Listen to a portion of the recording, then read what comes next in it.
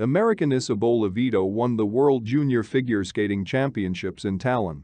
If you follow the news around, and it's impossible not to follow now, then this set of facts will surprise you. The World Junior Championship was won by an American who learned Russian. She has no Russian roots, she just got into it, who skated to the Russian dance Pyotr Ilyich Tchaikovsky from Swan Lake. Agree, it's impressive. How can you not root for such a 14-year-old girl? And her coaches are Vyacheslav, in the American style, Slava, and Yulia Kuznetsov, who work in Philadelphia, and the two-time Olympic champion Evgeny Platov helps them.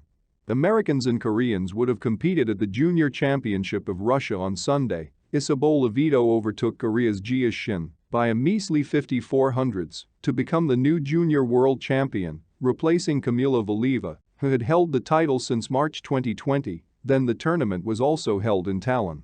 Last season, juniors suffered the most. They were not allowed to hold either the World Championship or the Grand Prix Series due to the coronavirus. For them, the Forum in Estonia is generally a great event.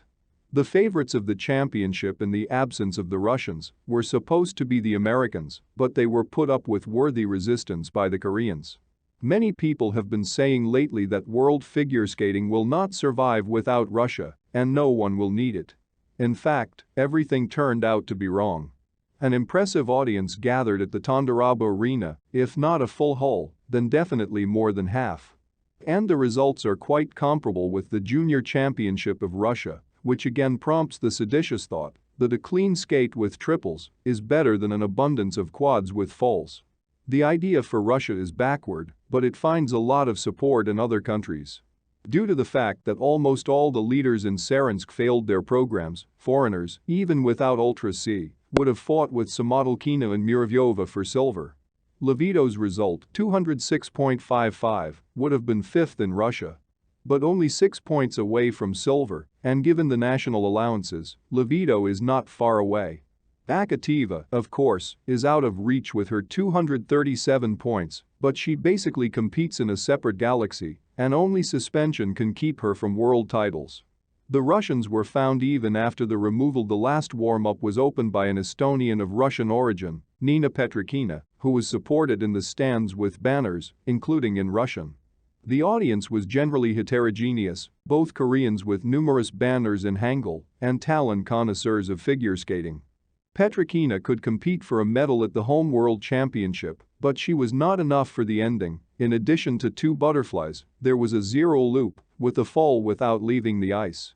It was left for the Koreans and the Americans to fight for gold, 2 of whom were taken out by Russian coaches. Korean women did everything to take away the title. In the end, Ilya Malinin, a single skater, took gold for the USA in Tallinn, and this afternoon the dancers' brother and sister Braun. Jia Shin set a personal best and won the free skate with a score of 206 points. The pressure on Levito was considerable, but she managed. And although the Korean woman was the only one who did the combination 3-3, Lutz sheepskin coat, Levito found the answer in the form of a flip loop and 2 more combinations with Lutz in the second half. They have become key.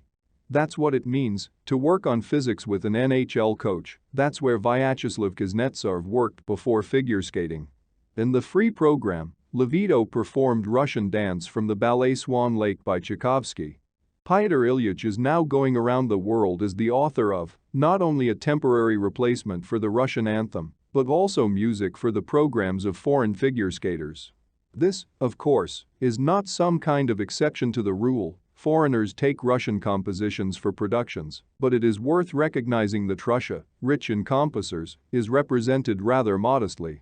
Finally, in Philadelphia, under the guidance of coach Yulia Kuznetsova, a strong figure skating club appeared, and with an obvious Russian trace. Almost all of Kuznetsova's students have at least a basic command of the language. Levito was very surprised by Sofia Muravyova and Anastasia Zanina, with whom she competed at the Austrian Grand Prix. She approached the Russian girls and spoke to them in Russian, Kuznetsova said. That's all for today. If this information was interesting to you, put likes, subscribe to the channel, and see you soon.